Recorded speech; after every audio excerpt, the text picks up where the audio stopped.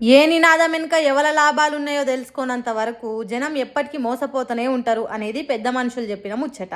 ఇప్పుడు దేశంలో పెద్ద మార్పేదో జరగబోతున్నది, అద్భుతం కాబోతున్నది అని చెప్పే మాటలు వెనుక ఎవలకు మేలు జరుగుతుందో తెలుసుకోవాలి. పార్లమెంట్లో ముచ్చటగా 3 బిల్లులు పెట్టిన దాని మీద చర్చలు చేస్తున్నారు. ఒకటి మహిళ బిల్లు, రెండోది ఎంపీ ఎమ్మెల్యే సీట్ల పెంపు, 3 నియోజకవర్గాల విభజన. సరే, మహిళలకు చట్ట ప్రకారం సభలల్లుండి మాట్లాడే హక్కు ఇచ్చుడు మంచిదే కానీ ఏ మహిళలకు ఏ హక్కులు ఇస్తున్నారు? మొన్నటిదాకా ఎన్నికలలో పోటీ చేసిన ఆయనకు బదులు తన భార్య నిలబడుతుంది.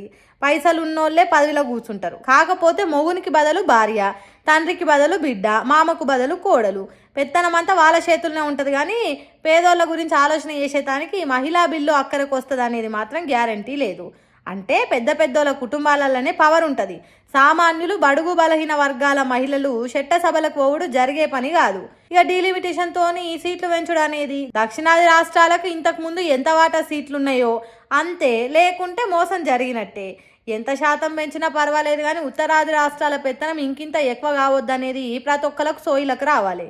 ఇక నియోజకవర్గాల పునర్విభజన అనేది సీట్లు పెరిగిన దానిని బట్టి మారుతాయి. అంటే ఈ 3 బిల్లుల మీద ఓ పెద్ద చర్చలు జరుపుతున్నారు కానీ వాటితోని దేశానికి కొత్త ఒరిగేది ఏం లేదు.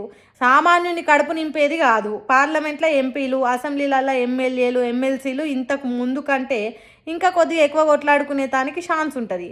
మంది ఎక్కువైతే బొబ్బ ఎక్కువైతుంది కదా, అంతేగాని కొత్త ఒరిగేది ఏం లేదు.